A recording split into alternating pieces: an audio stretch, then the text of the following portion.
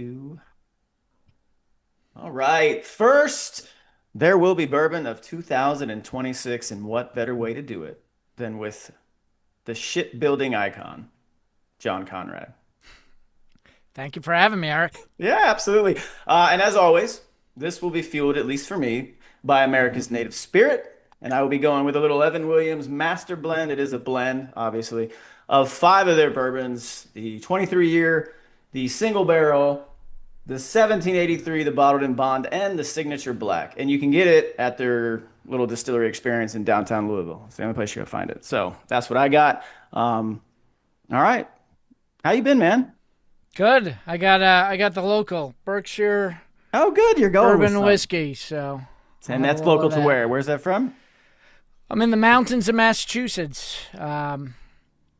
The most liberal elite town and one of the most liberal states. So I can't guarantee that this is MAGA approved. In fact, I guarantee it's not. But I like to see my bourbon right being made. I like to pick Yeah. it up. Have you had the bare knuckle? Have you heard of that one? I think they make it in No, Boston. Yeah, I didn't it's try like that. it's got a blue label, bare knuckle bourbon. I think it's called something. I think it's bare knuckle. I've had that a few years ago in Martha's Vineyard, so that stuff was pretty good. Um, all right, so there's a ton, obviously, I want to talk to you about. But first, before we even get into that, let's just start at how you arrived in the world of ships.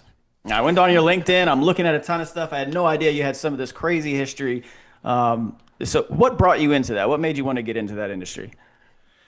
Well, I was born in the Bronx, raised until about second grade. Got my butt kicked by some of the locals there, and this was the time when the New York went hard left and Okay. absolutely collapsed. The entire Bronx was burning. My dad was a medic in Vietnam. He came back, went to Cornell Medical School. He was specialized in plastic surgery. Oh, We got wow. a pile of letters from troops because he was enlisted, but they would give guys who were shot in battle veterinary stitches just to get them out, and the Oh, wow. scars were horrific. So he Yeah. taught himself plastic surgery, and then in the late 70s, all this cosmetic surgery came out. He was doing a bunch of that, but the Bronx was burning. He loved combat, loved getting active. So he joined the fire department, started the ambulance service there. Before that, it was just like chauffeurs who would take you to the hospital. In the The big Bronx? difference between Korea and Vietnam is in Vietnam they sent the medics out forward, where in Korea you see that they Yeah. came back to the MASH Mass hospital. units. Yeah.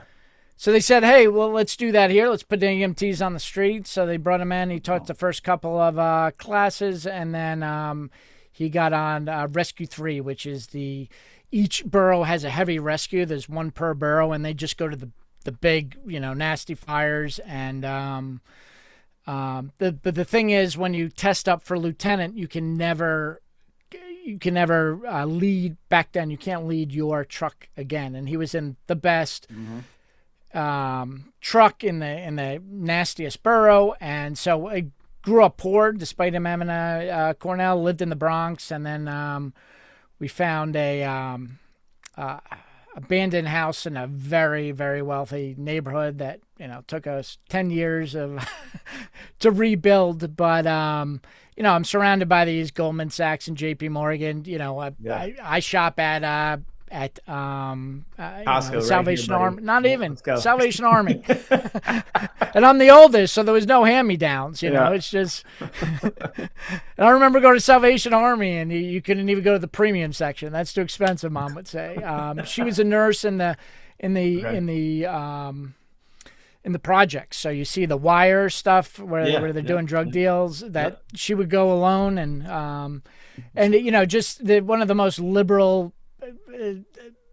conclaves outside of New York imaginable. And here I am, son of a based New York City fireman who's a Boy Scouts altar boy going to church every Sunday. And man, I got beat up more there than I did in the Bronx, by these That's rich fun. kids. And I just remember going to Fleet Week. Intrepid was there, and got Fleet on the Week did first it, huh? Navy ship, and I was like, man, you mean I could get a whole brand new wardrobe, get on the ship and get the hell out of the Bronx. This sounds good to me. And so I got interested in that, and I started. We had no money they had one of the really fancy yacht club. I mean, the wealthiest of the wealthy. Yeah, absolutely.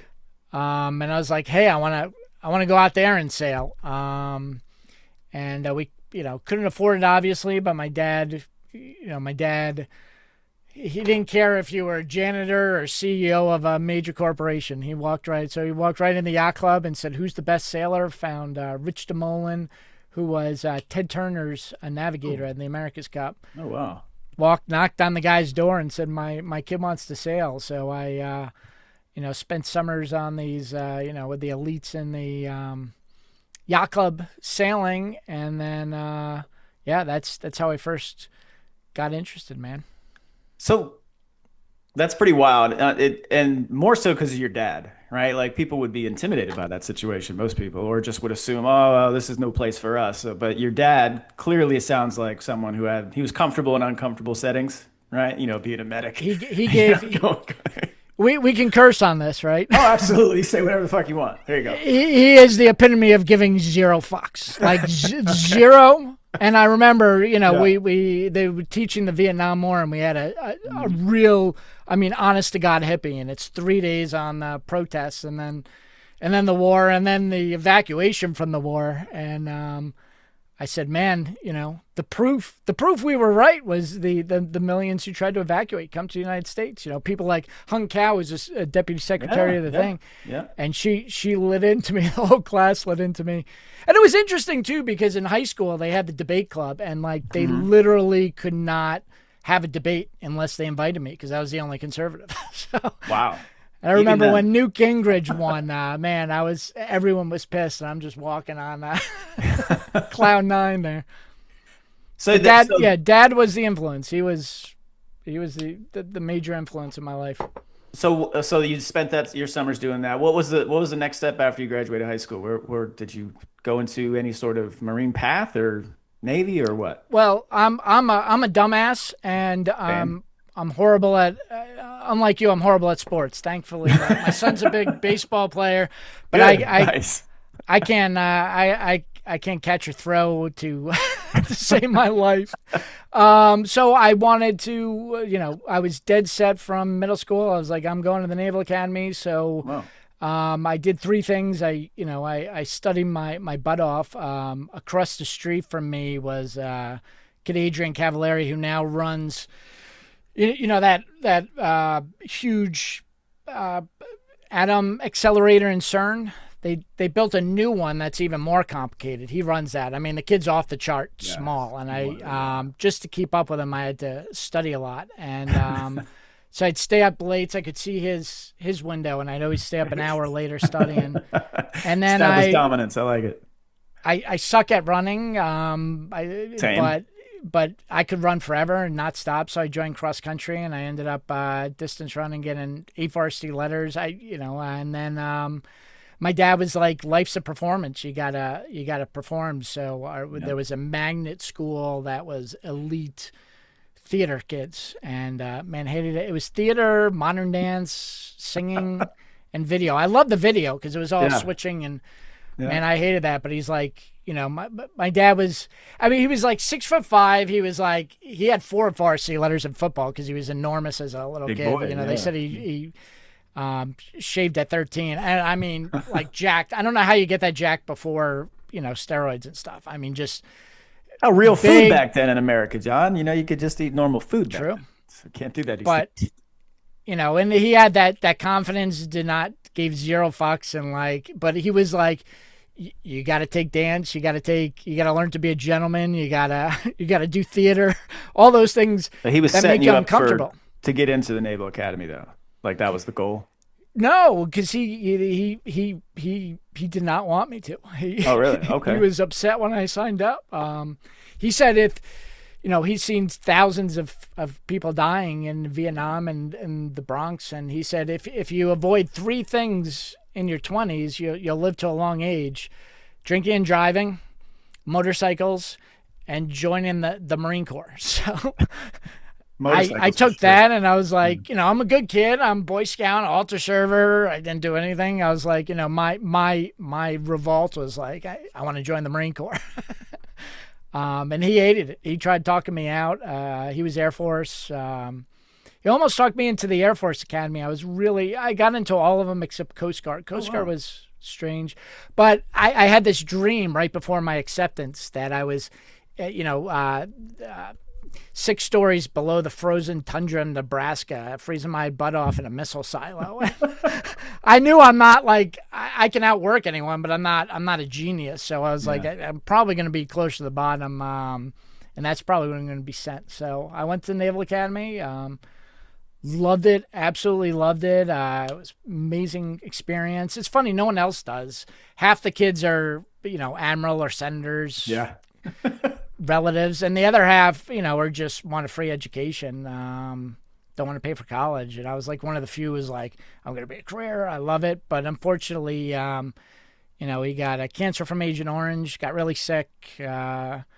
Pretty big Catholic family. I had 3 younger siblings. My youngest brother was 12, and I was just like, I got to be close to home. I actually didn't decide. We had a very DEI oriented admiral there. I didn't learn till years later that he But was that looking for actually, any yeah. excuse to get rid of white kids and put in more.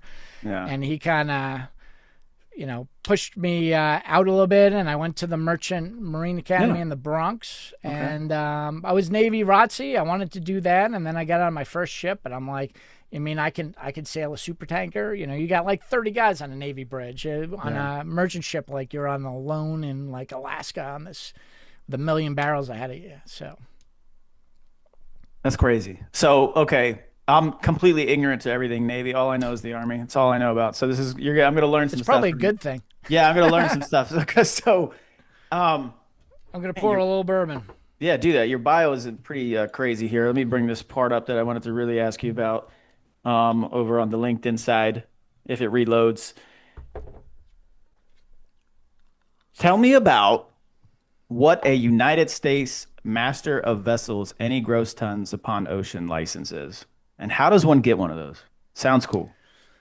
Yeah, it's there aren't many left. I think there are less than 1,000 now. You can,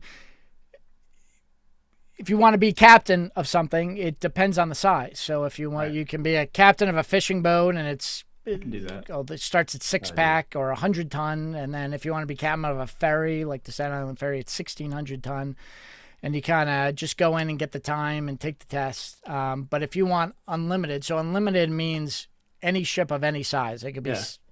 5,000 feet if they could build it. And then any ocean's a big one too. So some people are limited to a certain geographical area. So it's called Master Unlimited. It's unlimited tonnage, and upon any ocean. And so you have to start. You used to have two options. You could kind of go enlisted and Mhm. then take the test to become an officer, and then it's like I think it's 4 years as enlisted. We call them unlicensed, and then it's about 2 years in each position. So you got third officer, which Well, is safety officer. You're doing all the lifeboats and mhm. life rafts and all the safety equipment. Second officer, which is navigation officer. Chief officer, which is cargo. You're dealing with all the cargo and maintenance of the ship, and really leading. You're in charge of the unlicensed, and then captain, and it's 2 years in each. We work equal time, so like 3 months on, and then you get 3 months vacation. So it's like a year of sea time each. So it takes you about Okay. 10 years to get Oh wow. minimum captain from when you start, and then you have the license. I could sail anything from a tiny powerboat to a super tanker. So what's the biggest ship you've ever been in charge of? It was super tanker up. I wasn't in charge. I was navigation officer on a super tanker going up to Valdez, Alaska. That was the biggest. And how big is a super tanker for the dumb ones like Thousand myself? feet, 1,000 feet. million barrels, and it was like 2,000. The price of oil was tiny. I remember thinking as I'm driving it out of Alaska, like I could just turn the wheel, run aground, and there goes $16 million of cargo because it was $16 a barrel, and now, I think it's over 40 now Yeah. barrels. So yeah, and you have a So lot of responsibility because they're only, a aircraft carrier has 5,000 people. The super tankers bigger, and some of them are, and you only got 25 guys on board. 25 people on the entire thing. Wow. Yep. So okay, so here my question is how do you train on that? Like obviously they're not gonna like, docking, all those crazy things, turning, like they don't just say, "Hey, here's one, go figure it out." It's like, how does that part work? How do you actually get to practice? Just like pilots, right? You're training before they ever actually put you in a real plane. I assume the same thing is for a ship that size. Well, it's strange. There's a huge attrition. So, all the liberals give me crap all the time. Oh, you couldn't make it at the Naval Academy, which is BS because I was pushed out because my dad was sick. But, I went to New York Maritime and it had Hmm. the highest attrition rate in the country, and it's 175 credit hours. I think most colleges are like 110. Yeah. So, you go on the ship. The entire college goes on the ship over the summer, and so Okay. that's the other way. You could go unlicensed, or you could go to college and start as an officer. But those 4 years, every summer, you're going to Europe, and that ship does maneuvering and Okay. evolutions. But it's Gotcha. limited amount that you can really learn because there are 600 guys on the ship. Oh wow. And there's huge attrition get up to captain, and people are like, some people just don't figure it out. A lot of guys get seasick, and you just can't be seasick in this profession. It just doesn't work. Sounds about right. So the amount of people who make it up to captain is really low, but a lot of it is they just never get the ship handling part of it, and there's a direct correlation between your ability to handle a small boat and a large ship. There's a lot more you have to learn about navigation and ship Yeah. handling and stuff, but if you can get that basic feeling for, am I going to hit that ship? Am I not? Are we going forward? Are we going back? So I think it's really important to really start, and the Coast Guard Academy does this great. They start everyone on these little tugboats, but that's but they don't teach it. So you either have it on your own, Yeah. or you don't. That's And interesting. then when you get higher, you do simulator time. And before simulators, I was right at the cups when the simulators were getting good. They had these things called man models. You can look them up. They look ridiculous. It's like a Okay. huge ship that's the size of my desk, and you're sitting, but it's very accurate. It's everything shrunk Yeah. down, but it's very accurate, and they Wow. have areas with channels and buoys and such. So you go back. You said the Valdez? Yes, Valdez, Alaska. Oh, Valdez, Alaska. So I was thinking Exxon Valdez. I'm like, you were on the one that actually wrecked and the big oil spill I remember from being a kid. Crazy. Yeah, I became friends later on through GCAM with Captain Hazel. Good friends with the cam on board. He really got an unfair shake. Yeah. The ship was named after Valdez, Alaska, which Okay. is the loading terminal. And so I was on a different ship, but almost identical. That was going into Valdez years later, 10 years later. With all of that, and I guess because it sounds to me like the need for people to go into those positions sounds like it's a very small pool to begin with. Do you think AI is going to really shrink that even more, or is it still going to be something that's just a tool and the real navigation stuff still going to be a very human element? I did. We're down to 25 guys on a ship. Not that it's Right. completely you're overworked, especially in the U.S. Merchant Marine where all our ships are ancient. You're in a Yeah. ship that was built 5 years ago. It doesn't really matter if things aren't falling apart. It's not rusting. But those older ships, but they do it. They're constantly trying to cut personnel, cut salaries. So if they can cut them, they will. I think it'll move more towards the guys. The thing about U.S. merchant mariners is we're overtrained compared to the rest of the world. Not that the other mariners aren't good, but we Right. have a lot higher testing requirements. I mean, my captain exam, I was talking to a lawyer, a geotechnical engineer, and the lawyer was like, "Oh, the bar exam was 2 days," and the geotechnical guy was like, "Oh, my exam was 3 days." Like our exam's 5 days long. Jeez. in the Wow. Coast Guard with, military Coast Guard guys looking over Yeah. your shoulder so you don't cheat. So yeah, I think we're at a higher standard, and it doesn't really, the other guys can navigate a ship really good, but where that comes into play is when you're managing multiple scenarios at a time. So I think the better captains, the better trained captains are going to start managing AI models and will probably be more valuable, right? Where Okay. the Yeah. the lower tier, I think the Indonesia, India, Philippines does. There are 50,000 ships in the world. There are only 82 U.S. Wow. flag that are in international service. So it'll 82. take it'll take their jobs a lot sooner than it will take ours. We only have 82 ships. And we have 180, but 100 of them are Jones Act and close to shore. They stay relatively close. We have 82 that go overseas, and they're Yeah. almost all military cargo because the Merchant Marine carries, no one else is going to take the cargo into a minefield or Right. Somalia. zone. So, yeah.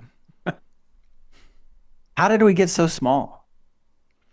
Well, there's the book, The Abandoned Ocean. I have it here. It's a really good book that explains exactly what happened. But the main thesis for many years was like the American public just doesn't care. They don't know about us. Yeah. They don't care about us.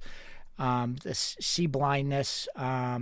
But as I researched more, I think it was on purpose. I think it was the globalists really created these United Nations rules. I personally fought very hard with Mike Waltz and Wickoff's team and to Yeah. get rid of this UN carbon tax. Well, what that really was doing was charging ships, creating this massive slush fund that the UN was going to use to replace the money USAID was sending into the NGOs. But all of that, like, we have higher testing requirements than the rest of the world. So they created very different testing requirements for us. And everyone else just took those requirements. But the military was like, we're not relaxing on these requirements because you're carrying a ship full of high explosives. Right. So we end up having to do both requirements. And our ships have to do both the Coast Guard higher regulations and these international regulations, and the costs skyrocket. And then you have these lobbyists that are pushing for cheaper, and it's both sides. Like the Democrats, just don't care about anything military in the ships, and Yeah. then the Republicans are like, oh, Walmart can save 50 cents a container on by Indonesian crew. That sounds good to us. And also, all the factories we had in the United States, they didn't just magically appear Right. in China. They had to be transported Right. on ships. If we had this large fleet and we were transporting all the equipment to China, being vocal Americans, the Merchant Marine, like my dad gives zero fucks and is willing to speak out and No. say it. But if they were transporting all this stuff, exporting the entire manufacturing base of the country on U.S. flag ships, that would have been a problem for them. So they pushed these flags of convenience, and these companies. The biggest in the world is Maersk, which is basically runs the government of Denmark. It's the biggest company there, and that's what really this Greenland thing is about. It's about Maersk aligning with China. So that's the short answer. That's good though, because you bring up an interesting point I wanted to eventually get to. We might as well there now with the Greenland. So how crazy does that sound? I know it sounds crazy to people who don't really pay attention, and the way they get fed it from the media, they just make it look like, the president's trying to do some reversion to imperialism and taking the poor land from Greenland and trying to cause trouble with NATO. But from a strategic point of view, does it make sense? It's absolutely critical. For two reasons. The first reason is everyone sees the map of the world and they think it's flat. Right. But obviously the map of the world is globe.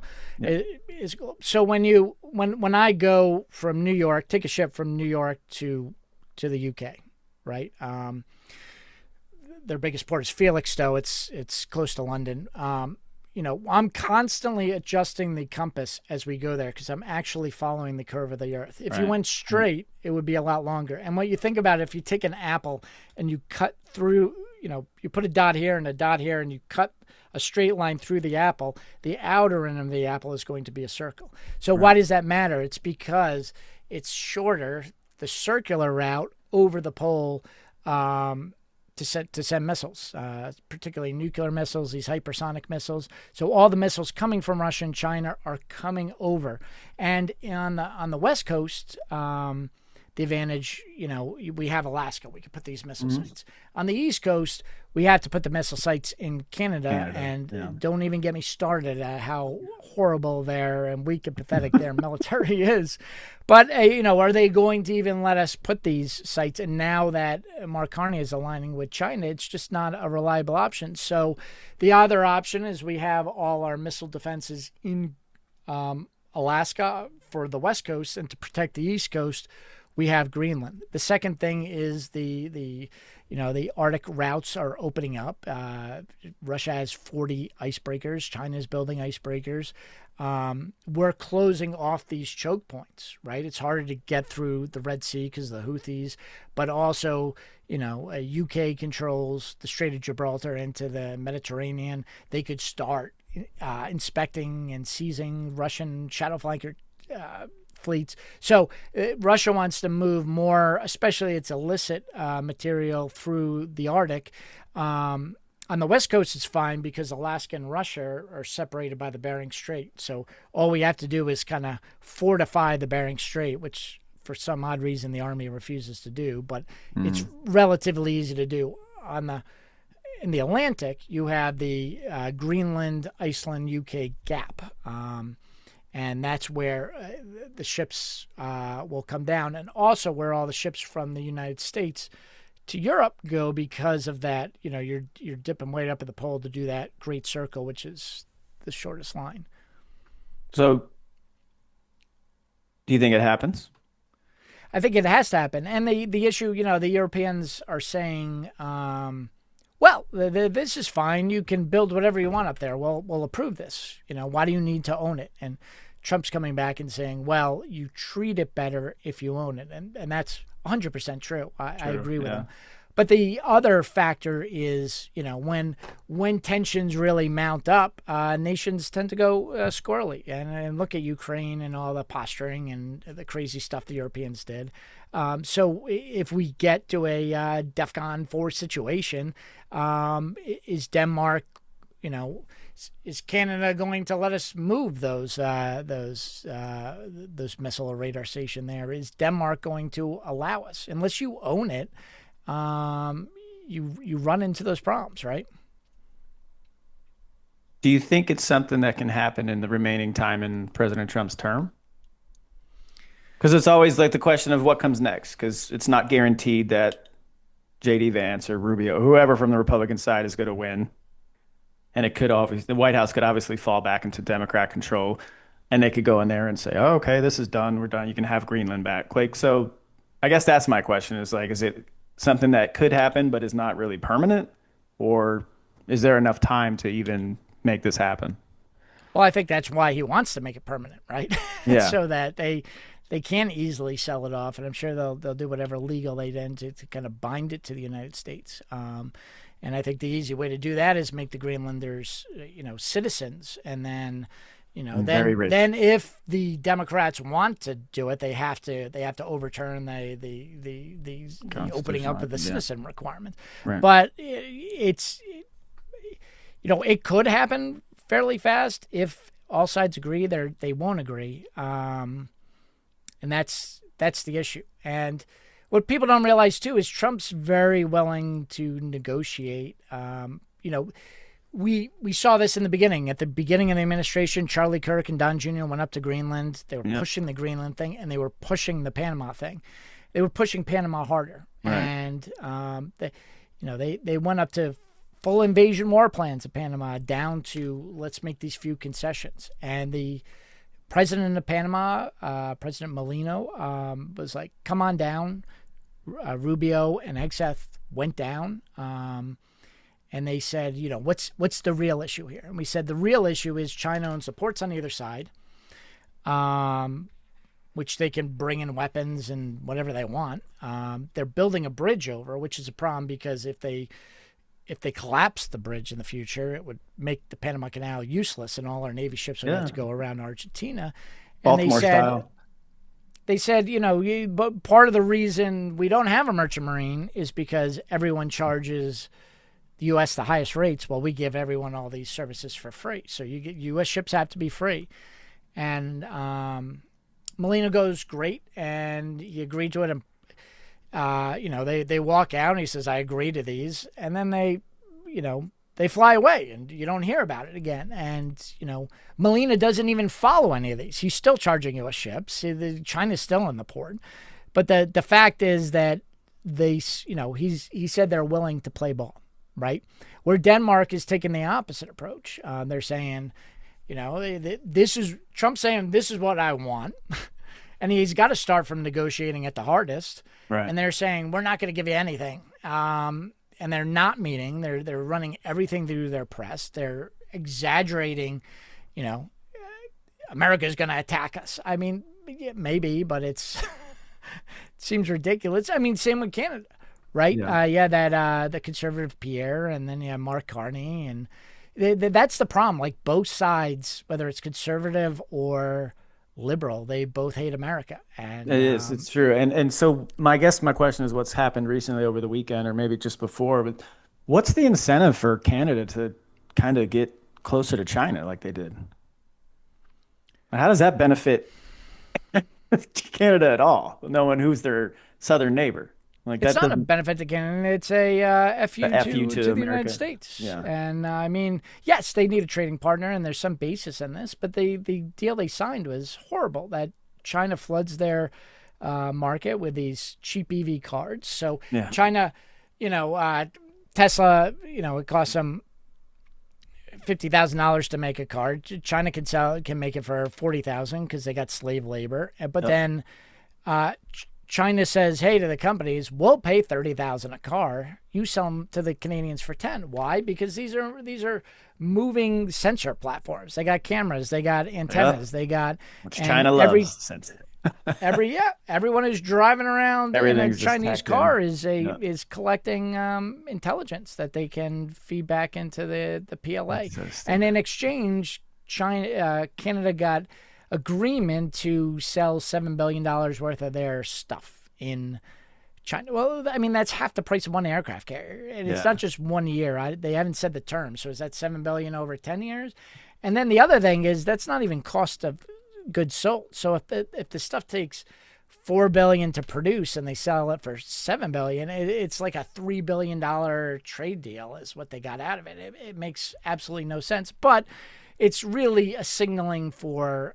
I think Canada is the test run for the rest of Europe, right? Because it's safe with these oceans. So Yeah. they're sending Canada out there first. So like, make this crazy deal, and let's see what the Americans do. Let's see if they react, and if they don't react, the rest of Europe can cut off ties to NATO and the United States, and we can join in the Marxist China bucket, which they all want to do because they're all run by Marxists, right? Yeah, Europe's gotten weird. It's just gotten weird. With a few countries holding out like Poland, there's some still that have some common sense left, but it seems like Western Europe has really just forgotten who they are. It's kind of odd. I get it, right? Elections have consequences. There's the big thing we always hear. Well, there's tons of elections. I go to the same correlation here in the States. Let's go take a look at the state of Minnesota. Let's look at some of these Congress people that are out there. Like, I don't understand how a district can find themselves voting for some of these people, Minnesota, for example, and then you take it overseas to Europe. I don't understand how these people get into office. Now, I know I did. I remember politics of the European Union when I was doing my undergrad years ago. And then it's like parties come and go every 2 years. They change names, they rebrand. It's sometimes the same ideas. They just sound better because it's a different name. And they find themselves into power. And they're just constantly shuffling their names and seats in parliament or whatever. throughout the European Union. But then you go down into a country like, you know, England. You look at it. Look at the mayor of this of London. Look at who the prime minister is. It's just how do these people, how do the people of those countries and those cities allow this to happen? Knowing their history, It's it's just very. odd I to me. mean, Just I don't get it. there's so much involved, but the simplest thing, if we want to boil it down to, and this is why I'm a huge fan of Mike Benz and Data Republic, and I Yeah, subscribe to yeah, both. I don't have yeah, many subscriptions, but this NGO, and it started with, yeah. we had to put all this money into these organizations, in order to defeat communism and show the world. And it got all co-opted by the very worst, most liberal people who are really they're Marxist. And how it works is, and this is why, like the opposition in these nations is horrible, and they're Yeah. anti-American. I got tons of friends in Europe. I spent 5 weeks in Europe last year who are like they're very pro-American, but the conservatives on their ballot are anti-American, and the liberals are just crazy anti-American. And the same with Canada. Look at the Pierre guy. He was doing great. He ate that apple on TV, and he's Yeah, talking yeah, all yeah. based. And then he goes, "Oh, I hate Trump and I hate MAGA." And we were all like, "Who's this guy?" Like, all he had to do to win Right. was say, "I love America," and this is, and it's crazy because America, Pax Americanica, brought the longest period of the highest growth and peace. I mean, it's been peaceful. Everyone's making a ton of money. But how do they win the elections? It's very simple because I've seen it firsthand in New York City. The conservative parties hire the absolute worst people, absolute worst, and they bring them in, and they get funded by these NGOs to, this guy's great. I mean, last year I voted, Senator Warren comes up on the ticket. I'm in Massachusetts. Yeah. And you got John Denham, a great guy, love him, but he was an ambulance station mesothelioma TV lawyer. Like, it's not electable. And they specifically picked him because he matches the base, but they know there's no way he's going to get elected. So the GOP party in these blue and purple states, it picks the worst candidates. Now you look at this Mondami. I mean, this is my hometown. Yeah. And the Silwa, like, I remember as a kid, he was a vigilante. Like, 8th Avenue was where all the prostitution and drugs are, right off of Times Square. I remember walking through it in high school because I was, what's this? I want to see this. And you're literally walking down the middle of the street because on one side is crack dealers and prostitutes and, they're selling guns, they're selling everything. And on the other side are these vigilantes run by Silwa with their berets. And what are you doing here, kid? And they'd beat you up. They'd steal your money. So now people see, oh, he's just a base conservative. Look how he saved the city. So the media goes, oh, he saved the city. Look at this. Look at how great he is. He brought law and order back, right? So for you outside of New York, you're like, this guy's pretty awesome. Yeah, he's kind of a dumbass on TV, but he's awesome. But to me, I'm like, I lived there. He was a criminal. He's a vigilante. He should have been locked up. And this is not the first time. It's the second time they put him on the ballot. Yeah, yeah. He lost last time. So they know these people are going to lose. The NGOs give the funding to the GPO candidates. The state GOP people are on the take. And it's the same thing internationally. The Conservative Party in Canada picked this Pierre guy who's anti-American and French. I mean, of course he's going to lose. You got, who's this guy in the UK now who's going up against Starmer? He's lost Nigel Farage. He's lost countless times. He created the Brexit movement. You'd think he'd be PM. He keeps losing. They keep taking these losers and putting it on the national ballot. And then you end up with a comment. And then what that does is, because they know that guy's going to lose, they could put a more extreme candidate. They could put an AOC in because they know the GOP is going to lock in an absolutely horrible candidate against her. So no one's voting for AOC in the Bronx. They just not voting for the absolute horrible candidate that they put up against her. And then what happens nationally is everyone tells me, hey, they get what they voted for. They get what they voted for. Like, this is what all the MAGA's telling me. And I'm saying, like, I didn't vote for that guy. And they're like, oh, vote in the primary. And I'm like, the primary's rigged. All the candidates the GOP puts up in the primary, like, you got to fix that. And then everyone else in the country, MAGA, thinks there are consequences. So they go, well, if New York City burns and is absolutely, utterly destroyed, like in an like worst case scenario, an entire inferno takes out an entire borough of thing, then these communists will learn their lesson and these people become based. This is my childhood, Eric. The entire Bronx burnt, like all of the buildings. Like, how many huge fires have you seen in your life? My dad was averaging 3 a night. The entire city burned. There were riots on the street. I can't even explain how bad. These Marxists, they don't learn. They double down. They know they're destroying it. Yeah. There is no, and as Republicans, we think, well, they got to get rational sense sometime. If it gets bad enough, they're going to. So the rest of the country kind of supports it. Like, they're like, good, let them learn a lesson. They don't learn a lesson. So someone, the national MAGA movement has to come into California and New York and actually replace these GOPs, because I mean, California's the head of the technology. New York's the head of finance, head of media. Like, these are important.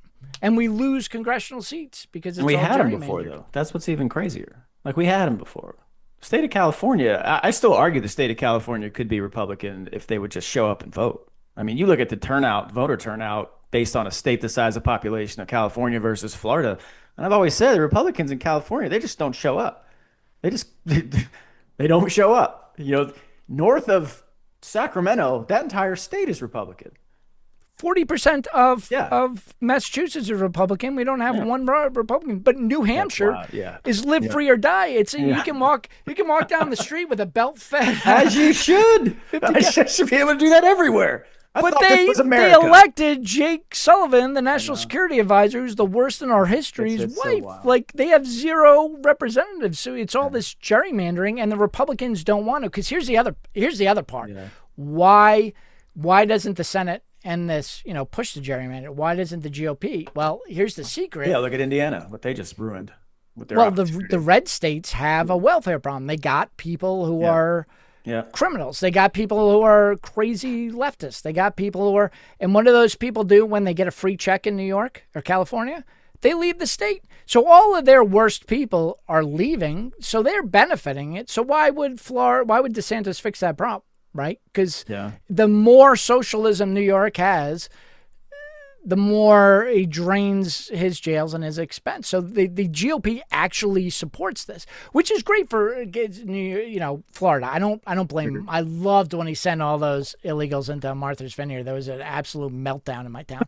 But the point is, we're losing national elections, and we can't get things done in national because of the state GOPs are just absolutely the worst. Well, I mean, the national's not much better. I mean, you control everything.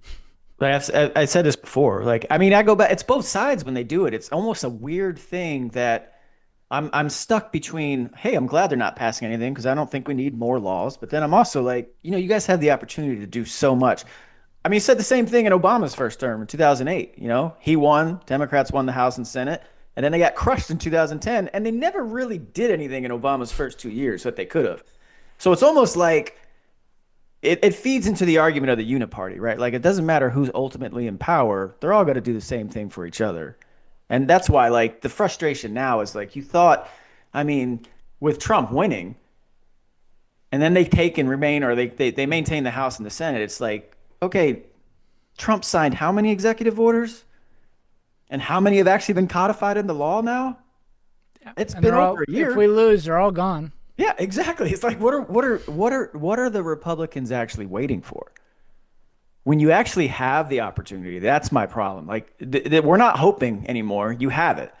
You got the Senate still. You still have Congress, or you still have the House. While even though you just lost a few seats with people resigning and dying and all those unfortunate incidents, but what more do you have to wait for?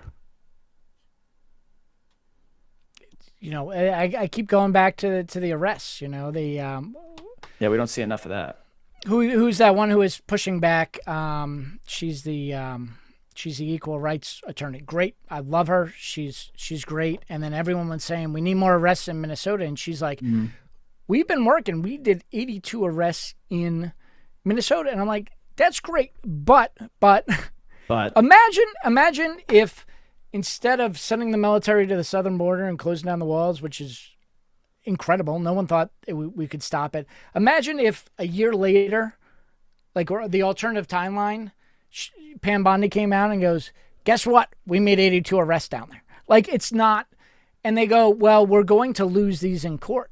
Well, great. Flood the court. Flood these liberal courts. Like, put 10,000 people who are criminals in handcuffs, take their photo, get them in the system, put them on websites so we can all keep an eye on it. People like Data Republican have data where they can just say, oh, well, we got to make sure, it's really high standard. We want to make sure every conviction. It's like, and it goes back to this, feminization, the safetyism, like we got a procedure, like, no, you gotta flood, every time we do a surge, like we surge the southern border, we surge make it overwhelming. Maduro, if you don't do it overwhelming, it's got no effect. All right, let's pivot here because I don't want to keep you too long. I know you got other stuff to do today, but I want to get into shipbuilding, right? And I want to understand, why is it so bad, and what is it that you want done to fix it? Why is it important too? Like, because you go back, you said Americans don't really know, they don't care, but how important is it knowing that we're training as a military for a near peer fight again? We're not just doing counterinsurgency and coin and all those other operations. We're actually, we're back to the LISCO environment, right, where we're trying to take on China, for example. So how is that relevant to that these days?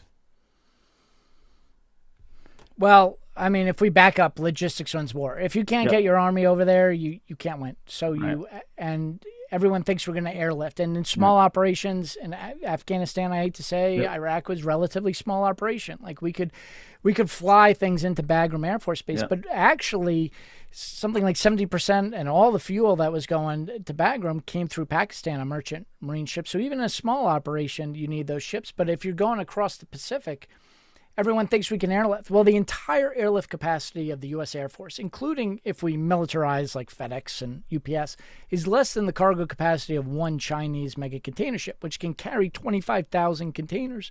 So it's absolutely tiny, and we don't have enough airlift as it is for peacetime. We're running into blocks. If it's war, it's going to be worse. Second, in war, everyone, what are you doing? Are you lollygagging around in the battlefield? No, you were going full speed between FOB and FOB, between airbase and airbase, you're going as fast as you can. That burns a ton of fuel. We got, I said 82 ships in service. We got eight oil tankers in international service right now. 8. We had 9, but one got T-boned by a Russian container ship captain 2 months ago, and it doesn't even. No one make knows the about news. it. Yeah, I didn't know that. So even if we airlift the tanks for the army or whatever, and we're like, oh, we got tankers, we can do air refueling. Well, those tankers land in Midway. Guess where the fuel for Midway comes that the air tankers landed? It comes from ships. Now, in a war in the Pacific, how are you going to get fuel across? Well, 2 ways. You have massive underground storage facilities we built during World War II in Hawaii. Guess what? Obama administration, Biden administration, they replaced the steel tubes with PVC pipe, and it leaked into the water for poison kids. And then instead of fixing it with steel, I mean, literal PVC from Home Depot. I'm not even joking. What are we doing? And it poisoned kids, and then the Hawaiians, said, this is ridiculous. You got to close this. And instead of fixing it because it's a strategic asset, Lloyd Austin says, we're just going to get rid of it. Good old Lloyd. Lloyd strikes again. Fucking guy. So we don't have that. And then the Republicans don't come in and say, hey, this is a priority, because it's going to piss off, the Hawaiians are going to be pissed off, rightfully. And then, so how... We need 100 oil tankers right now just for minimum requirements at the start of the war. And we have 8. So, and okay, you got all these America First people who are saying, well, screw it, let China take Taiwan, whatever. I don't agree with that, but I'm, I can be convinced, right? I'm not. You can get it. You get it. Yeah. But we have 300,000 servicemen dependents, including infants, in Korea, Japan, the missile envelope of China. And you think Delta Airlines is going to be able to fly in to evacuate them out? No, you need ships to go in. So I don't even care about fighting a war. We don't even have enough oil tankers to refuel the destroyers needed to do an evacuation, which we can't do anyway, as we proved in the Gaza Pier Right. debacle, No, which that went caused well. 61 casualties, including 3 deaths. Yep. And that didn't make the news, right? You heard about some people, very few, heard about the one soldier who died. They Yeah. don't hear about the 2 shipyard workers because it was a Pete Buttigieg merchant marine ship that went over. It caught fire. He brought it back. He wanted to continue the mission, so he rushed the job. And in rushing the job, 2 shipyard workers fell down a shaft. And this is the other thing with the Republicans. If we had done this, we'd be in jail next to Navarro and Bannon. Like there isn't even a congressional hearing. There's Like no Pete recovery. Yeah. Buttigieg is criminally negligent for at least 2 of the 3 deaths, and we don't. There's not even arrest. Like there's nothing. So, okay, I have a lot of questions about the ship part, especially the. Yeah, you were asking about shipbuilding, which I didn't answer. No, But it's fine. But you touched on like the need for tankers, the need for shipping. From a security aspect, though, it concerns me with the kind of era of warfare we've entered and seen in Ukraine with Russia, the drones, the drone swarms of things. Like tankers, unfortunately, seem like a pretty easy target as opposed to what's can fly 30,000 feet in the air. And I get it. You can't just airlift everything. I learned this once upon a time in Afghanistan. I learned, I guess, what we used to fly stuff out of. We used to fly it over to Russia and then fly it back, then the port of Karachi and all that fun stuff, like you mentioned in Pakistan. But I guess our largest cargo ship or flight, our largest cargo plane could lift the equivalent of 8 MRAPs, right? right, Whereas the Russia's largest one can lift 20. Like that's a massive fucking difference. Okay, so that's why I go over to back to the water, right? Like you can't fly everything over like you said. You just can't. I don't even know if we have enough planes to do that. Half the planes that we're on were piloted by Air National Guard pilots. So right. there's another issue. But are you concerned with the evolution of drone warfare and drone swarms and all those things and how it seems like a very easy way to get rid of ships, unfortunately. Absolutely, it's a problem. But these drones aren't that advanced. Our Yeah. Sea Phalanx Sea can take care of most of them. You get 1,000 drone swarm, it's going to be a problem. But there's another thing: the Navy doesn't protect any of its. We don't have frigates, which are the convoy vessels, so we can't convoy these. And we could easily some of these like.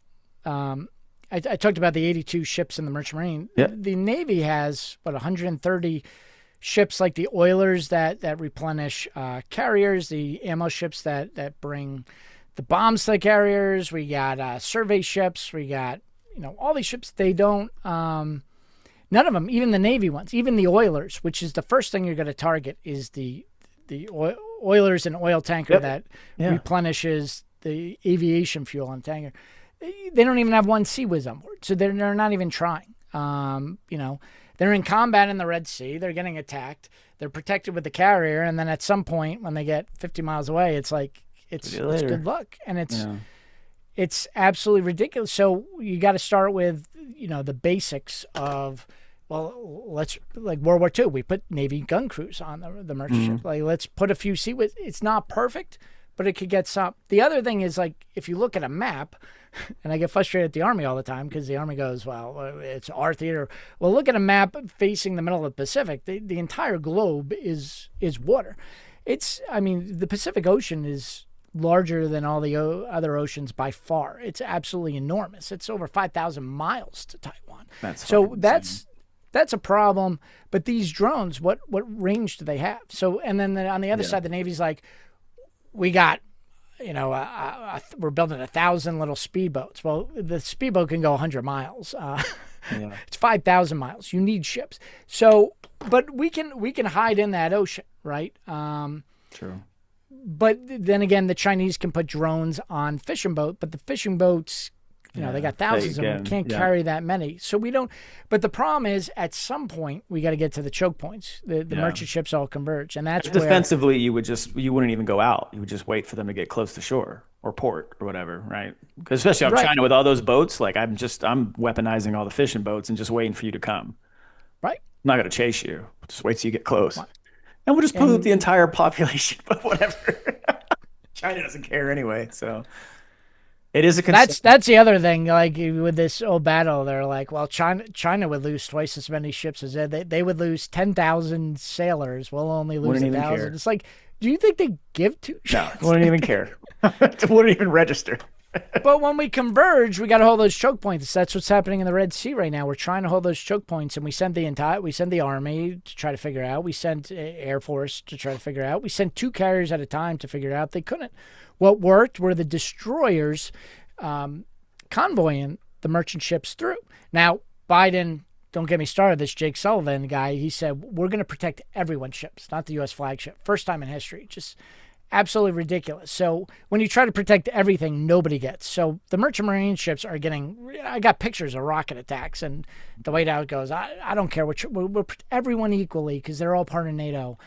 But these destroyers did amazing job. But a destroyer can only carry So much 96 missiles, and that's between anti-submarine missiles, anti-ship missiles, and Tomahawk land missiles. And anti-air missiles. So, they have like 30 shots against drones or whatever, and then they got to sail 2 weeks back to port to get reloaded for a week and come back for 2 weeks. And they run out of fuel, right? And we don't have the oilers to So this is where the idea of a battleship, we'll have a little more missiles, but we're going to have deck guns, and these deck guns are going to shoot birdshot and just start nailing down these drones to hold the choke points. So the merchant ships, hopefully we put CIWS on and better communications and anti-electronic warfare to hide them. But eventually they come to these choke points, and that's the reason for battleships. And all they are bigger destroyers with more guns. Where do we build ships now?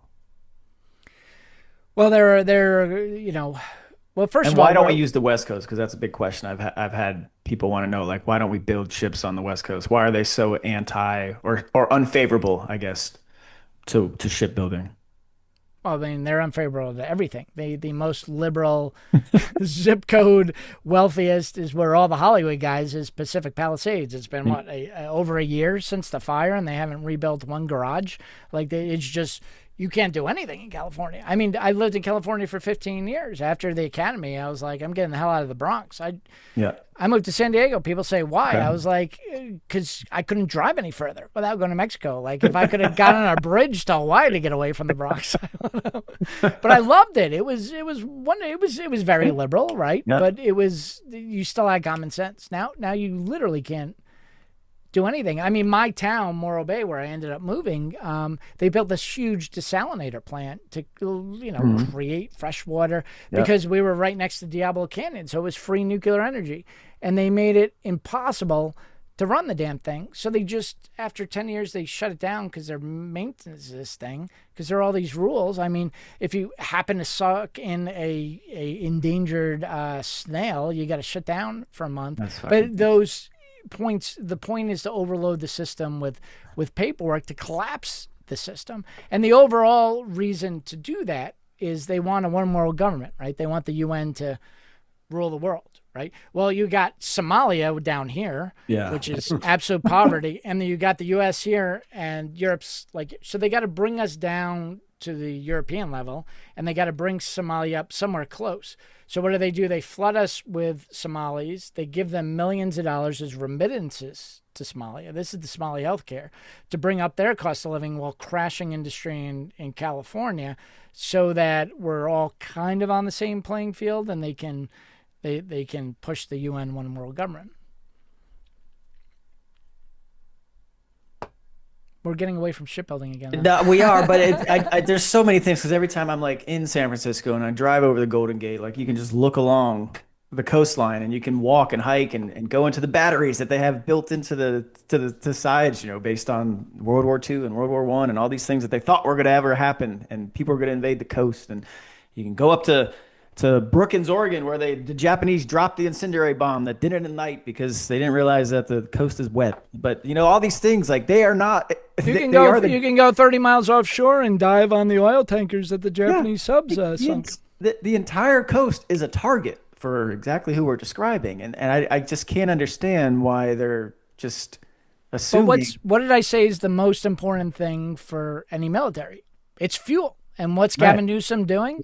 He's shutting down 2 refineries, and Right. so all these How does that these benefit his destroyers constituents? I don't in understand San this. Diego, the destroyers in San Diego are our biggest base. Well, first of all, we had a massive Marine Corps amphib. It's basically a mini aircraft carrier burn. And one of the major reasons is San Diego's got 0 fireboats. Any other place you got a fireboat who can with trained crew. And then even after the burning, California's like, I'm not doing this. And then Lloyd Austin says, well, we're not going to push this. So we literally don't have a fireboat designed to put out ship fires. We got hundreds of billion, and every other port like Port of Los Angeles, Port of Long Beach, Port of Oakland, they have fireboats. Why? Because you can't get insurance bringing a ship into a port if it doesn't have a fireboat. But the Navy doesn't need insurance, so and no one from the Navy's pushing the local government. So there's just no fireboat. But it doesn't matter anyway because once these refineries close, we won't have fuel for the destroyers or the planes anyway. Aren't So they closing the one in Richmond? I don't know which ones too specifically. I think it's El Segundo and Richmond. Yeah. Yeah, because the Richmond I just know because it's in the East Bay. I used to drive past it when I was You're from stationed. California, right? No, I was stationed out there Station. I was stationed out there for about 7 years. Yeah, doing Gotcha. recruiting and station. No, I was a station I know commander. you're a Giants fan, so I am a Giants fan. That had nothing to do with the state of California. It's just I grew up as a Barry Bonds fan, and once he signed with the Giants, I got rid of my Pirates of loyalty, and I stuck with the Giants ever since. But yeah, all right, shipbuilding, battleships. You're now a member of the new press corps at the Pentagon. A, how cool is that? But also B, who? Never mind, not the who part, but where is their focus on shipbuilding? Because if anyone follows John Conrad on X, which you should, um, you hammer on that. You hammer on battleships. It's obviously a big passion of yours, but where is that registering? Because I mean, I was just asking Ross this when we were out the other night. It's just like, wait a minute, our good friend Ross Kennedy, our good friend Ross, Mike Huntsman Ketcher. on X, follow him. Yeah, Mike Kennedy. Love Ross. Love that Ketcher. guy. You got to come out and watch us when we play. The season's picking up in April. But the delivery for one of these ships, and never mind the nuclear aspect, because you go back to fuel, and I'm just curious, like, what is your take and opinion on nuclear ships, and what is the Pentagon doing, in your opinion, to actually address that need, knowing all the things you just spent laying out for the last hour and 4 minutes? I know. I'm trying not to get like overwhelm everyone with down the rabbit hole. No, you should let them. Let them. The issue is every single thing related to the Navy and ship, everything is broken. So like where do you start? And that's the Right. problem. The main problem Trump administration has. Ross Kennedy's trying to do a lot in commerce. Commerce is the one who makes commercial deals with our allies and stuff. They have a huge part of it. Department of Transportation houses the Merchant Marine, and they have the funding requirements for shipbuilding and the inspection stuff because they're commercial companies. Treasury, the Coast Guard used to be part of the Treasury. They have a lot of this maritime authority. So all the maritime authorities are out within different cabinets, and each one is trying to do a lot, but they're not talking well together. The Trump administration does not do well between.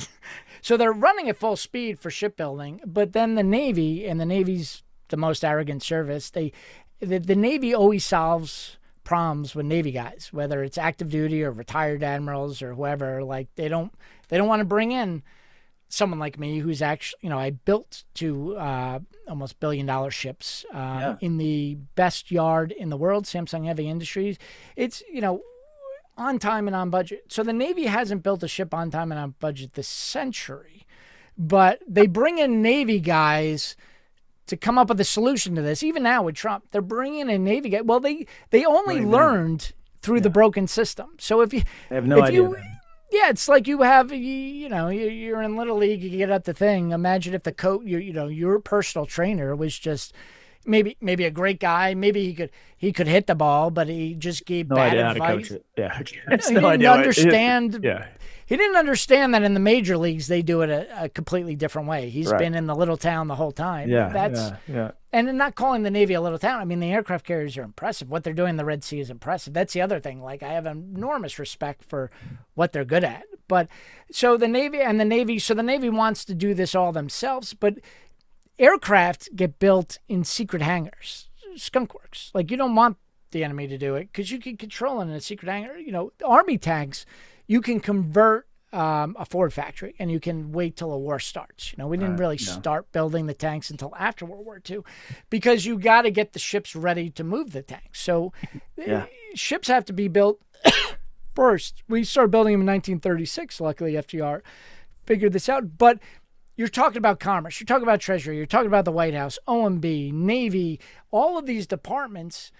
And the problem with the battleship is like Navy's been working on it in secret for a year. And then it's this immaculate conception. They're like, we're going to build battleships. And everyone's like freaking out. Like, are we building them here? We're building them there. And then, all the people who learned the system, the Congressional Research Service just came out, Ron O'Rourke. Now, Ron O'Rourke is like the Barry Bonds of the naval world. This guy is awesome. He's the congressional researcher who looks into Navy problems. And he called the LCS problems. He called the Zumwalt overcosts. He's been yelling at the Navy since the beginning, and all of his figures are right. Now, he just came out with a report and said that this Trump battleship can cost up to $20 billion. And it's like, yeah, if we try to build the battleship with our broken system right now, yeah, it'll probably cost $30 billion.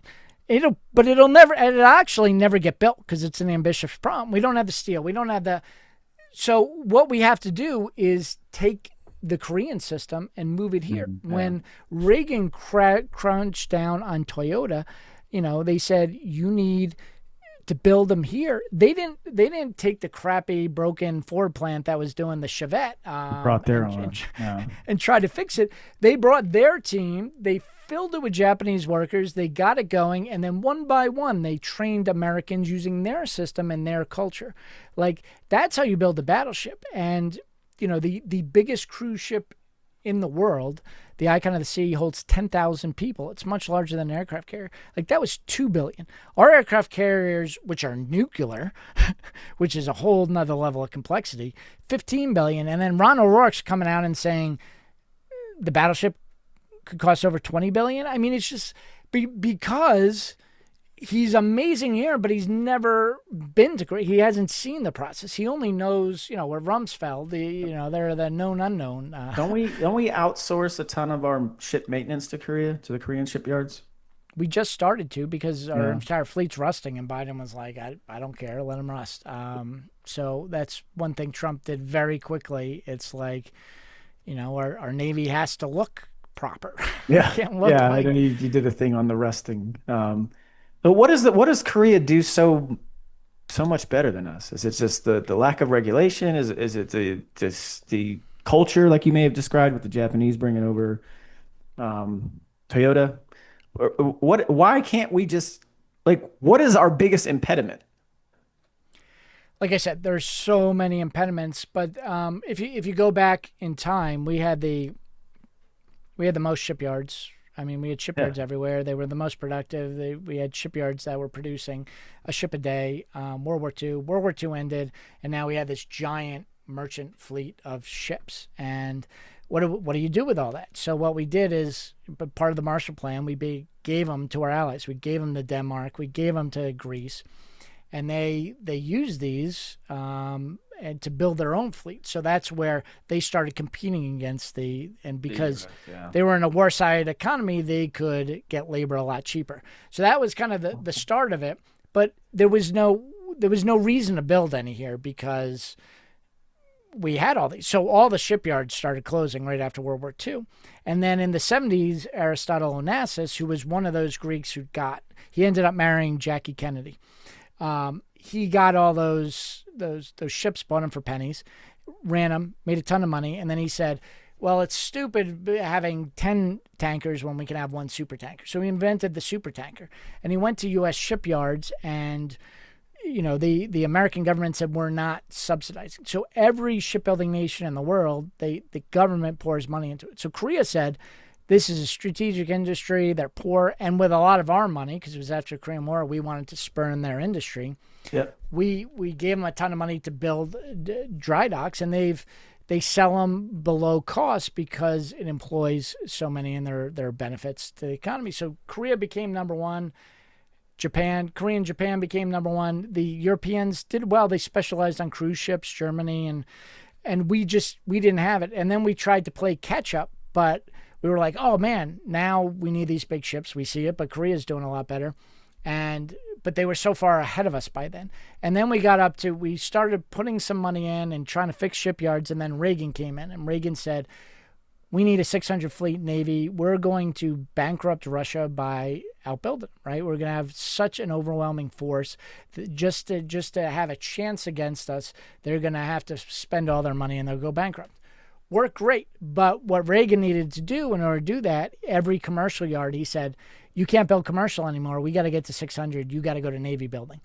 And the Navy is filled with all this bureaucracy. So the entire, in the Department of Transportation, which runs all the commercial shipping, it's sister agency to the DOT, Department of FAA, right? So the FAA, and they're supposed to be, and historically the Maritime Administration was larger. FAA has 44,000 people. Coast Guard has 40,000 people. The Maritime Administration has 800 people, and half of them work at the U.S. Merchant Marine Academy in New York. So they only got 300 people. So right now, and it's happening right now, Navy goes, oh, we don't have the authority, and they're piling this paperwork up on MARAD's desk, and we're like, we got 300 guys.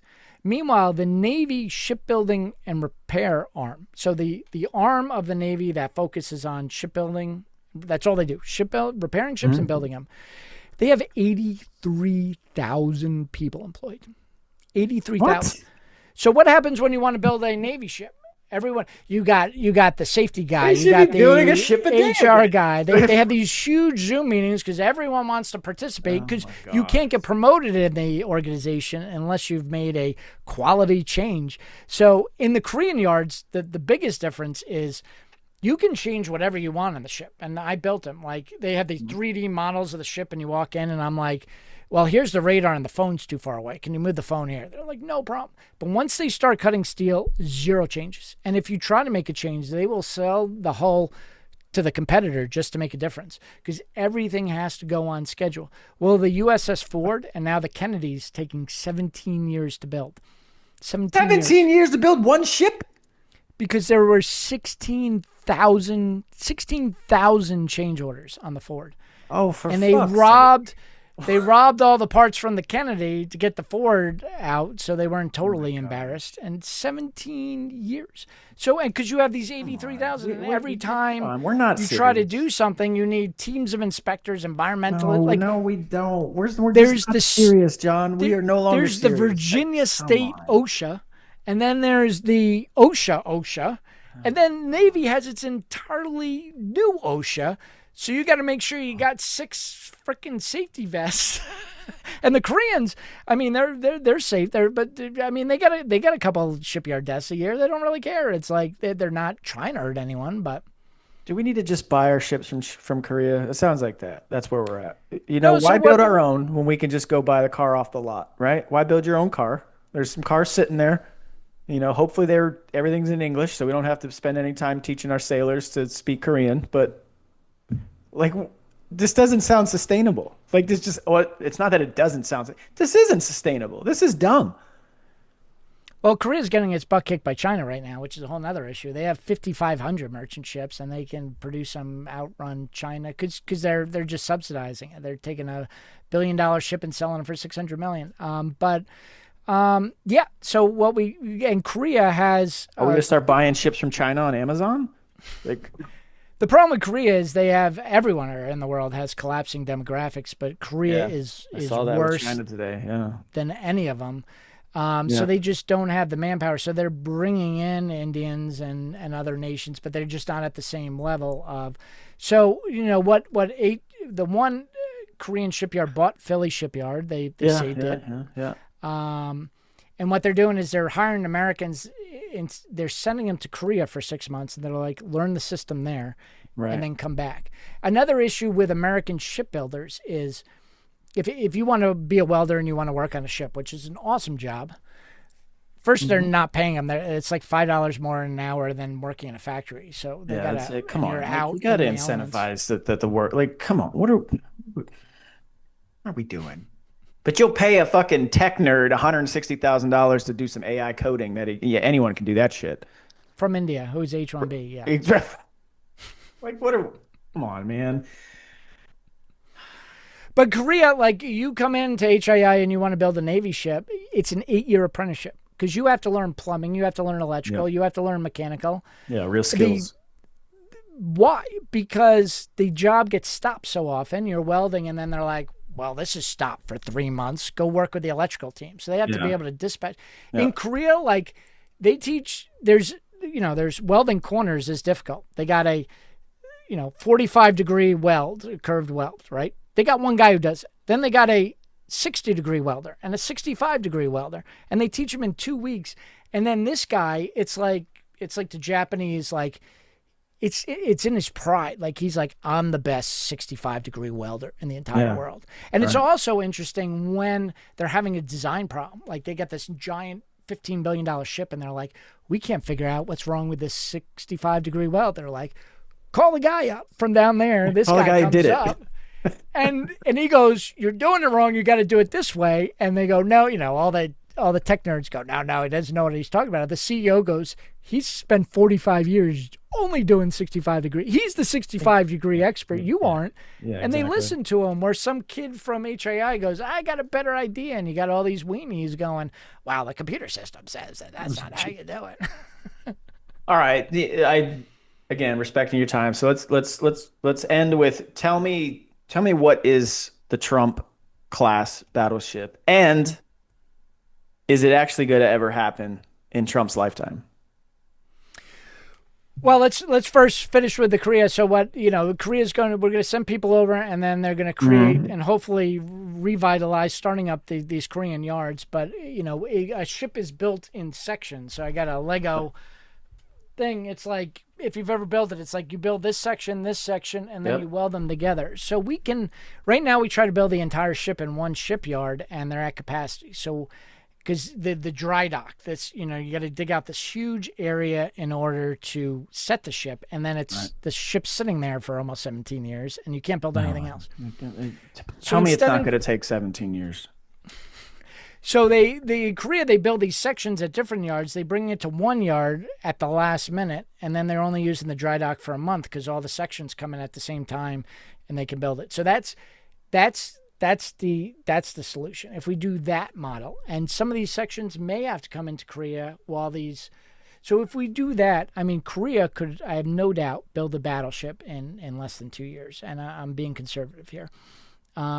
So maybe we don't build the whole thing. We build the modules there as our shipyards are going up, and then we bring them together. Problem is the lobbyists in Congress are going to lose their mind.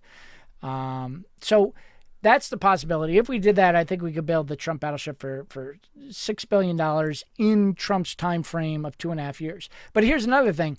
Like, Trump announced the battleship 2 months ago, and we haven't put the order in yet. Like, if we wanted to hit that timeline, the end of his term, because if we lose next term, it's not happening, right? Not happening. We gotta start moving and building these shipyards now, and there's just because everything's siloized. So what is the battleship? It's a bigger destroyer, but it adds more defensive power. So these drones are coming in, these drone swarms, instead of one Sea-Wiz phalanx and some CRAM, it's got like 6. It's got lasers, and it's got the 5-inch guns.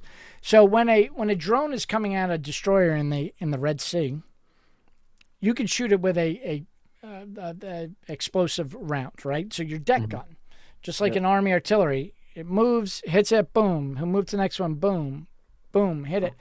The problem is the destroyers only have one deck gun. So if that deck gun goes down, that projectile, whether it's ballistic missile or drone, is continuing coming, and then your Sea-Wiz has to work. So the destroyer captains don't want to do it. They've tested it because their VLS cells have run out and they've had to test it.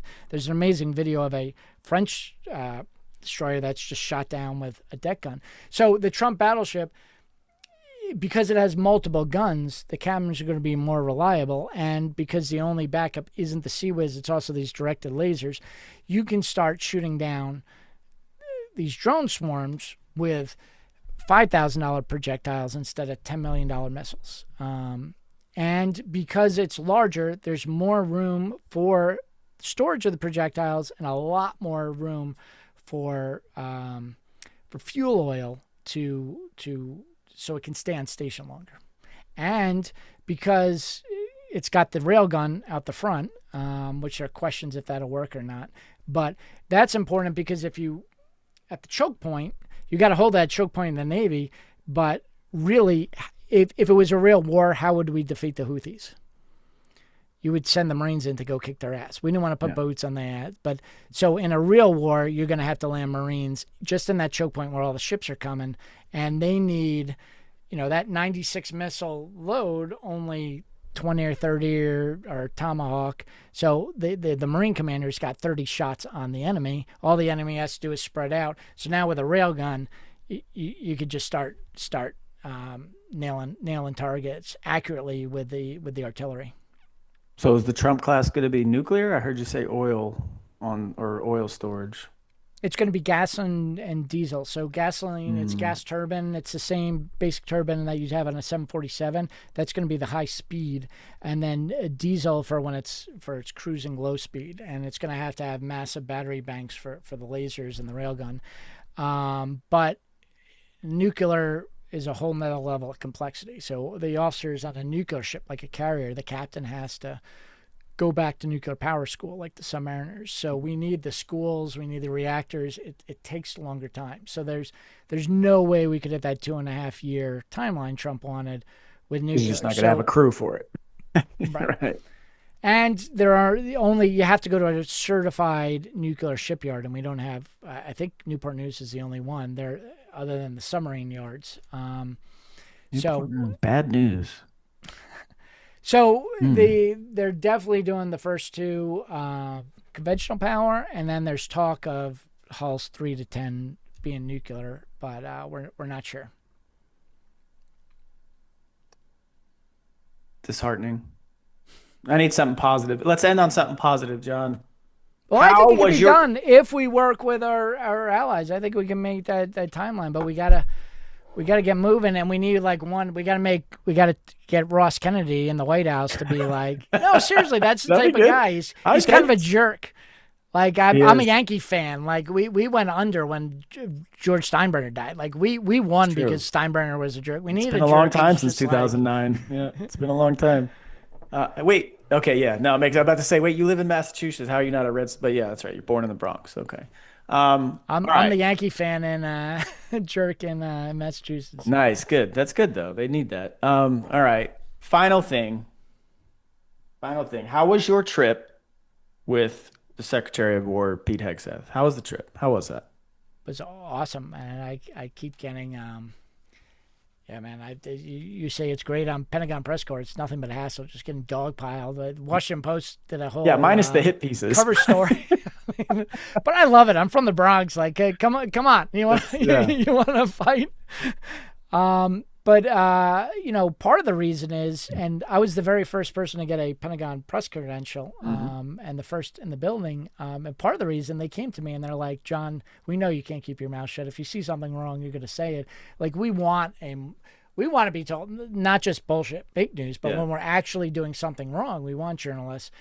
The problem is when they opened the door, very few independent and no left-wing media applied for the new Pentagon. So you get a lot of Republican influencers who I love them, Laura Loomer, Jack Poso, James O'Keefe. But then they said, this is they just brought in right-wing people. Well, no one else applied, so no one else wanted this. I need to apply again. I'm going to say I'm from the Washington Post and see what happens.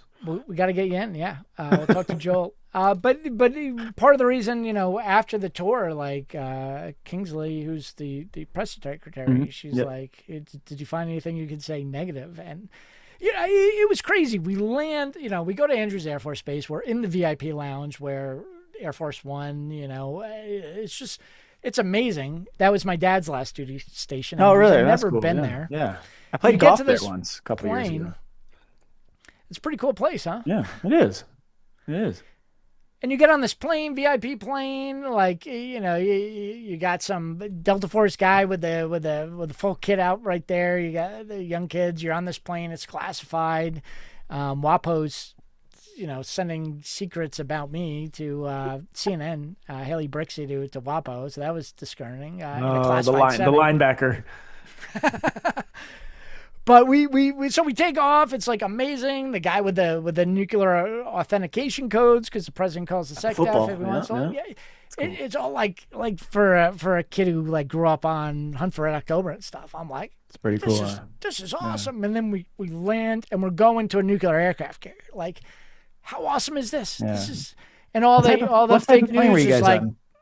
on? Was it C-17 or is it some sort of other civilian version of it? It's a civilian. I forget. Oh, the okay. name So of you were the probably on plane. some action. Okay, no worries. It Yeah, looked like a Spirit airline plane, but the night might have been. nice. I mean, they're Like, they're in rough shape these days. Spirit. Who knows? Probably get those planes on bulk order. We might be able to get one ourselves. it was some sort of Boeing, regional okay, yeah, so commuter it was on a real type plane. Gotcha. but it was nice. He's got his office in the front, and then Yeah. there are like the first class seats for his staff, and we're in the back.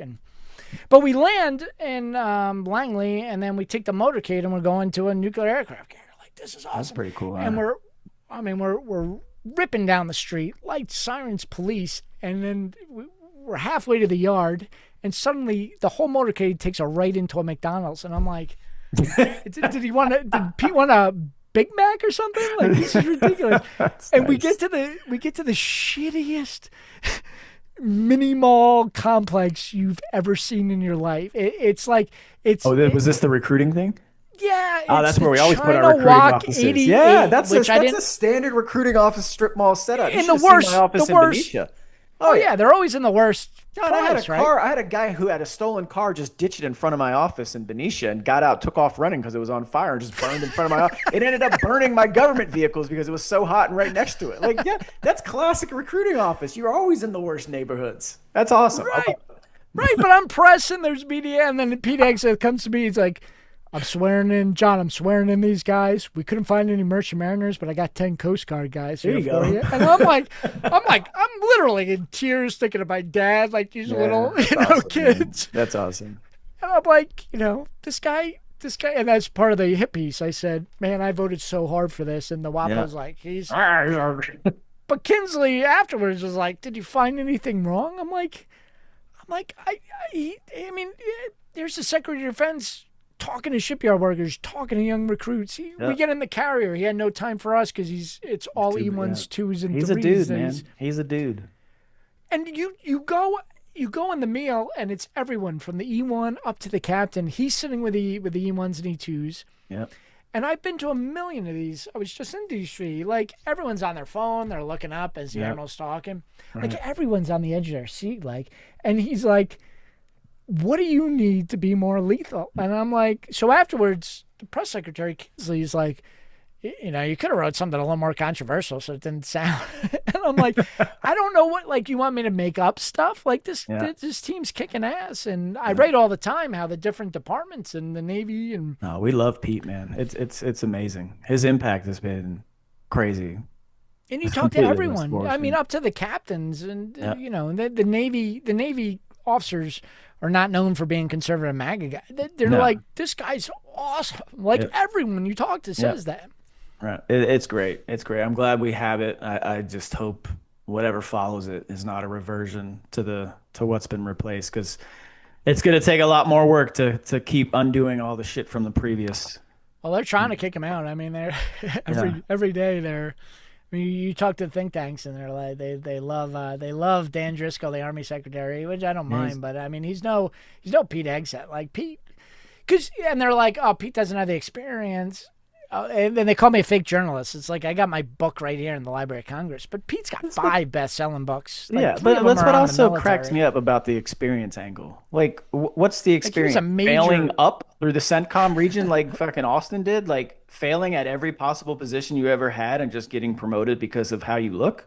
I'm sorry, but you're not going to convince me that some retired failing general officer is somehow more qualified than someone who commanded at the company level and was a battalion executive officer. Like, it stops there. Once you pass the '04, especially in where he came from, his background, like once you pass '04, like you no longer have any connection to the soldiers and the stuff that you do.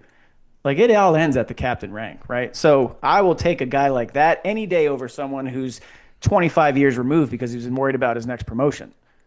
Right, and he's written five books. Like that's Yeah. hard. Like he's got the and Hey, he's the other built thing for it. is you got the team. He doesn't Yeah, know of everything. Your course. job as the leader is to get the Get a good soldiers, team sailor, and who's not going to airmen bullshit you, and exactly motivated. what he does. Yep, that's the And part. that's like he's perfect at that. And Yeah. have you met Goressi? No, who's that? So his core team is Buria, who is Lloyd Austin's colonel liaison, and he's Oh, a he kept Marine. someone around, huh? Well, I mean, this guy's just a badass Marine. Like Yeah. he's working under, and then everyone tried to fire him, and Pete's like, this guy is based as hell because he's running OODA loops and strategy. And, I mean, he's just like a mile a minute trying to keep up. And then that's his chief of staff, and then his chief of strategy is Eric Goressi, and Okay. our friend Christina Wong works for Yeah. him. This is a master sergeant from Staten Island. I interviewed Love him, it. and I'm like, I'm back in the Bronx with my dad's farm, and his whole job is like they come in with these crazy strategy reports, these think tank things, and he's like, first of all, is this going to kill my guys or help them? Yeah. If it doesn't Exactly. help them, Yeah. What's he's the like, point? get out of Fuck my it, we're not office, doing and this then he's shit. like, explain this to the master sergeant, and they gotta go. He's razor sharp, but he's almost like that Columbo guy who's like, tell me about it slow. And then when he gets to something that's going to put the soldiers in harm's way, he's got that Staten Island attitude. He's like, Yeah. get the hell out of my office. Yeah, We're not doing this for Fix every it, come war. back. We're not Yep. doing that. Yeah. I love it. I love it. That's awesome. All right, John, I appreciate your time. I know you got something else to get to after Yeah, this. thanks for having me, man. Yeah, absolutely. And inviting me to dinner the other day in DC. Yeah. Though, after Next time Day you're of back in town, Admirals, I let me know. needed We'll get that, Ross together. We'll go do it again. Do you play baseball? my son is Mr. Baseball. He Bring took a your break son in with you. college, but Mr. Baseball. So I have many years of travel league baseball experience. I told you I suck at it myself, but That's fine. Bring your big Yankee son. We're fan. come watch Ross and I. We're the 8-time 40+ DC Woodbat League champs. So we're kind of a big deal. All right, Ross. I scouted him. I brought him in for last season. He helped us win another title. So Is he good? He's our I've known him catcher. 15 years. He talks a big yeah, baseball. no, like game, I had him but come out. I had him come out. I'm like, look, you got to try out. He played. He caught right away. He hit. He bats lefty, so he's a good left-handed hitter. He's got gap power, so he's Yeah. a threat. He's not too fast, but he's not slow. He pulls hamstrings a lot. You have to ask him about that. Yeah, he needs to take better care of himself, but he's good. He's a good player. I love him. I'm Tell glad him he's that. on our Yeah, team. my son's a lefty too, man. He's down at Emory Riddle learning to be a pilot right now. And, Yeah, I was gonna say he's a flight school guy, huh? Okay. he was So you- smart to stay away from the ships and the infantry. Yeah. Good deal.